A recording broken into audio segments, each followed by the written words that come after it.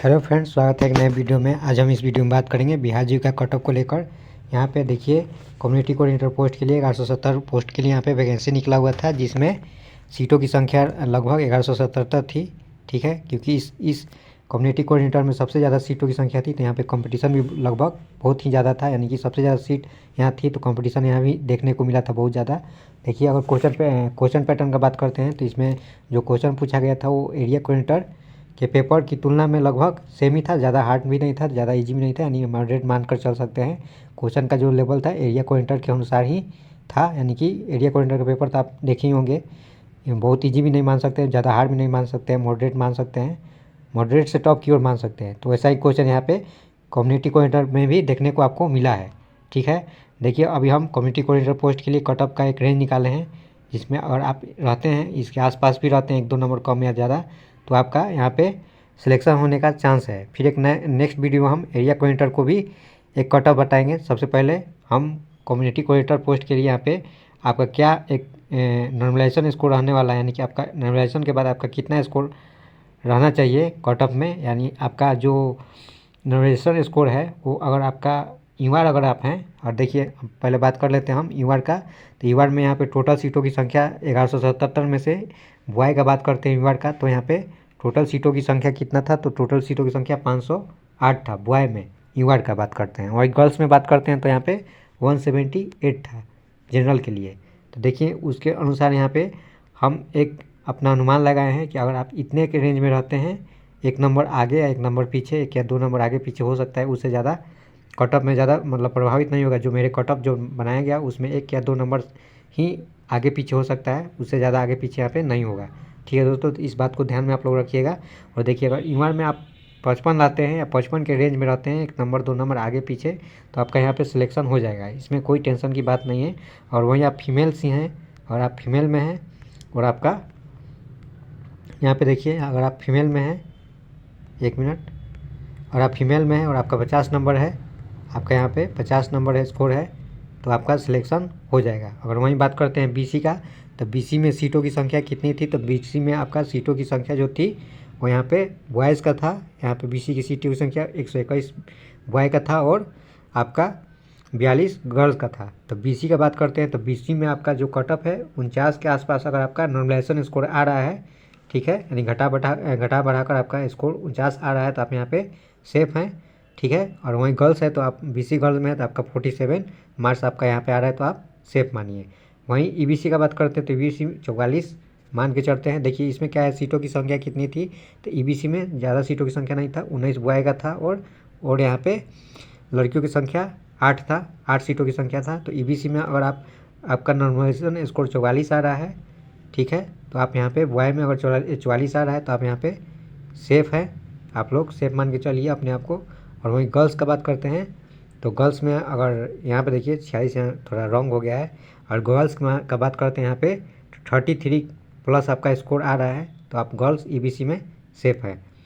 EWS का बात करते हैं तो ईडब्ल्यूएस में आपका बॉय का बात कर लेते हैं। तो ईडब्ल्यूएस में बॉय का जो कम्युनिटी एरिया में जो आपका सीट था बॉय का, वो 118 सीट था। वो आपका कितना सीट था, तो आपका जो सीट था वो आपका 118 सीट था, यहाँ पे 118 सीट था।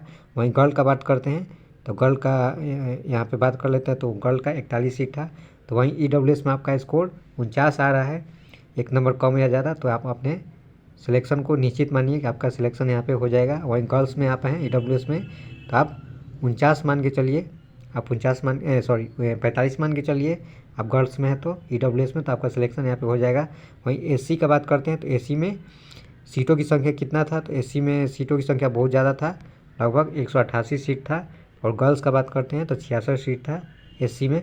तो अगर आप एससी में हैं, फिर मेल कैटेगरी से आते हैं, तो आपका 43 नंबर यहाँ पे सेफ़ है, 43 नंबर आप ला रहे हैं, तो आप यहाँ पे नॉर्मलाइजेशन के बाद आपका स्कोर जो है 43 आ रहा है, तो सेफ़। वहीं आप फीमेल में बात करते हैं तो फीमेल में आपका 38 आ रहा है, आपका यहाँ पे 38 नंबर आ रहा है आपका, तो आप यहाँ पे फीमेल में सेफ़ है। वहीं बात करते हैं एसटी का, तो एसटी में आपका अगर देखिए एसटी का बात करते हैं तो एसटी में सीटों की संख्या ज़्यादा नहीं था, 12 था, और लगभग हर कैटेगरी में इतना ही सीट रहता है, हर वैकेंसी में 12, 14, 18, 20 इतना ही सीट रहता है।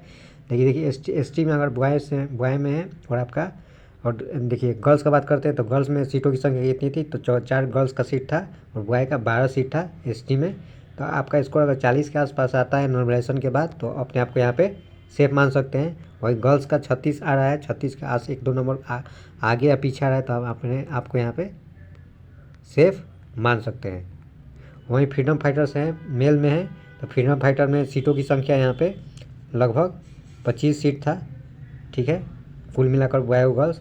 तो फ्रीडम फाइटर में आप 35 प्लस ला देते हैं मेल में तो आपका यहाँ पे सिलेक्शन हो जाएगा। वहीं और गर्ल्स में है तो आप यहाँ पे गलत है, यहाँ पे आपका 32 प्लस लाते हैं फीमेल में फ्रीडम फाइटर में तो आपका यहाँ पे सिलेक्शन हो जाएगा। यहाँ पे कोई टेंशन की बात नहीं है।